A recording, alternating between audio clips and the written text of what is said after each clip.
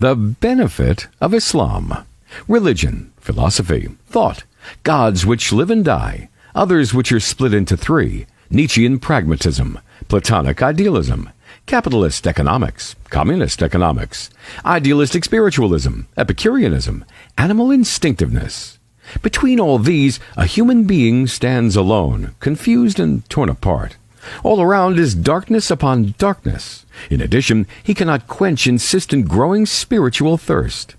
Only Islam, the last of God's messages to mankind, can light up this darkness and quench this thirst. Only in this way, through submission to God alone, can humans be free of servitude to other humans. In Islam, there is no intermediary between the Creator and the created. All you have to do is raise your hands and address your Lord regarding what you wish, telling Him your concerns, complaining of your pains, and beseeching Him for your hopes. In Islam, there is a system that ensures that legislation serves its clear purposes. In Islam, you will not find an imaginary utopia based on oppression of the poor or exploitation of the resources of other nations. Instead, there's a single community which spreads across the continents of the world. In this community, people speak many languages, and the color of their skins vary, as do their social classes and education. But when the caller calls them to prayer, they all stand together in one row facing a single direction. When it's time for their annual pilgrimage, millions of them come together, wearing the same type of garments. The poor and the rich are equal, as they turn to their Creator in prayer and supplication. In Islam, there is only one worthy of worship, glorious and generous. He combines all fine attributes of perfection. God does not fight with people or take revenge on them, nor is He crucified. There is a clear and understandable creed, which is in perfect harmony with reason and nature. People do not need mental gymnastics to understand their faith. In Islam, there is an answer to every question. You will not find any vagueness in its concepts or a difference between scholars regarding the basic principles of religion. You will not find contradictory verses in the Quran, nor prophetic sayings in conflict with one another. Instead, as God says in the Quran, اليوم أكملت لكم دينكم وأتممت عليكم نعمتي ورضيت لكم الإسلام دينا. Quran, the table, verse 3. The Prophet, peace be upon him, said, I am leaving you upon a path of brightness, whose night is like its day. No one will deviate from it after I am gone, but one who is doomed. Related by Ibn Majah, 43. In Islam, a soldier gets justice from his commander. An ordinary woman can admonish and blame the caliph. And a judge can rule in favor of a destitute person against the leader of the land. The Islamic community was the first in history to fight for the liberation of other lands.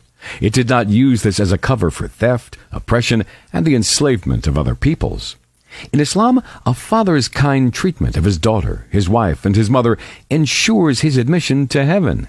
In Islam, purity is half of faith. Related by Al-Bukhari, 6406, and Muslim, 2694. And God is beautiful. He loves beauty. Related by Muslim 131. In Islam, the believers in their mutual kindness, compassion, and sympathy are just like one body. When any organ suffers, the whole body responds to it with wakefulness and fever. Related by Al-Bukhari 5665 and Muslim 2586. In Islam, there is divine legislation which, as soon as it's implemented, stops the crimes that corrupt society, such as usury, adultery, and theft.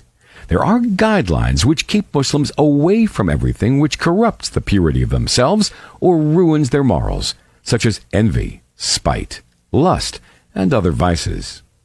Islam connects the hearts of Muslims to their Creator with obligatory and voluntary worship. This makes them always aware of the presence of their Lord, placing their hopes in Him. Islam creates a strong society based on love and compassion. If a member of this society falls on hard times, he'll find someone to help him up and allow him to continue on his life's path. Naturally, it's impossible to quantify the benefits of something which comes from God, from whom comes all perfection and all beauty. But we as weak human beings need to make efforts and do what we can. We may succeed sometimes and fail at other times, and then become aware and return to the true path, God's law, which He has made perfect for us. And the blessings which He has bestowed on us remain in our minds until we meet him.